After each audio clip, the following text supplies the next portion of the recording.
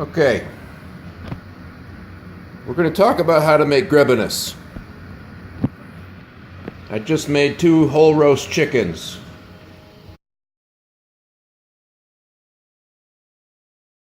For the high holidays.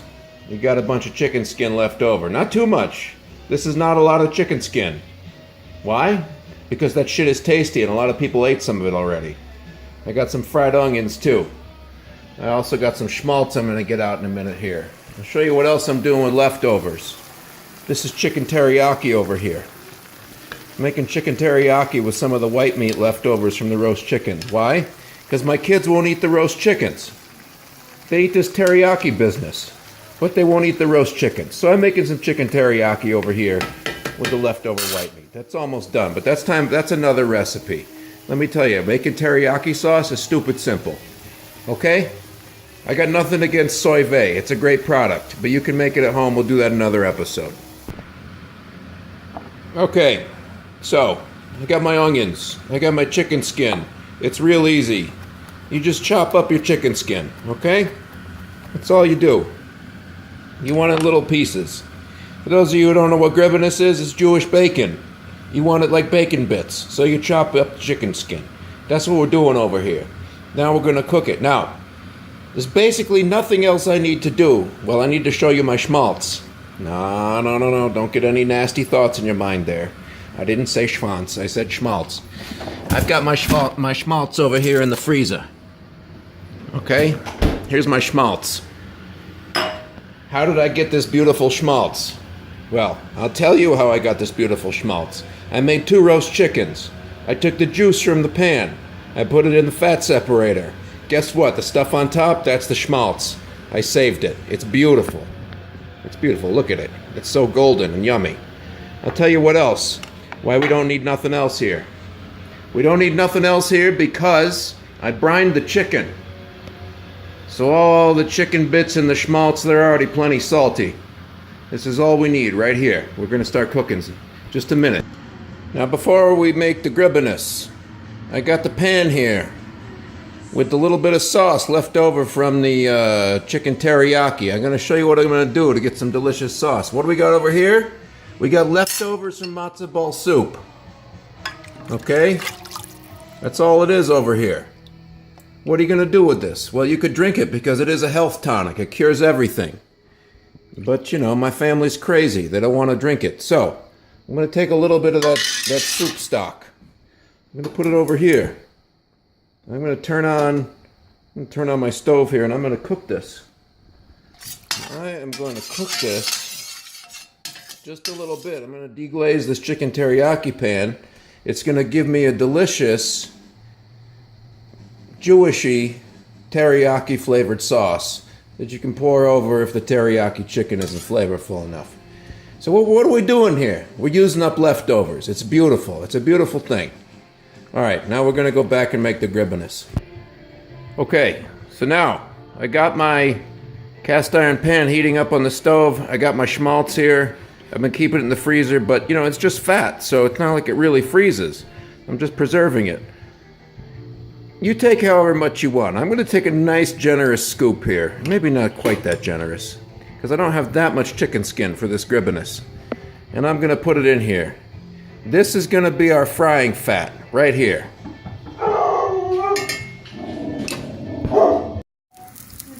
The onions go into the schmaltz. The onions are frying in the schmaltz. Now the chicken skin's in there. You just gotta mix it in there. Yeah, that's my kid who won't eat the good chicken. He'll eat the teriyaki business, but he won't eat this. Why? Lisa likes chicken! Yeah, that's the other one. It's a house full of nut jobs, I tell you what. Lisa likes Gribenes too! Yeah, everybody likes Gribbennis because it's Jewish bacon. Alright, now this needs to cook for a long time. Let's take a look at the flame. The flame is not so high. The flame is, you know, it's medium. It's low. It's low to medium. Because we're gonna cook it for a long time without burning it. We're gonna do a little chemistry here. So here's some chemistry. Salt. Salt, not for flavor. Salt to draw the water out of the onions. Diarrhea! So we put some salt on, not for saltiness, but for chemistry. It's chemistry, people. You put salt on onions or any vegetable, it pulls water out. That helps the cooking process when you're doing a long, slow saute fry like this. It's chemistry. The flame's on low, the skin is rendering and cooking down, the onions are cooking down. It's beautiful. So this Gribbennis business takes a long time. It's a waiting process. It's like a lot of Jewish foods. It's a labor of love. You wait. So what do you do while you wait? Well, Drink beer! you could drink some bourbon. I have here some very cheap bourbon that happens to work and do the job just fine. You drink beer! This is Evan Williams, because when there's not enough love in the world, there's Evan Williams. And I tell you, people, with Trump right now, there's not enough love in the world. So that's why I buy the handle.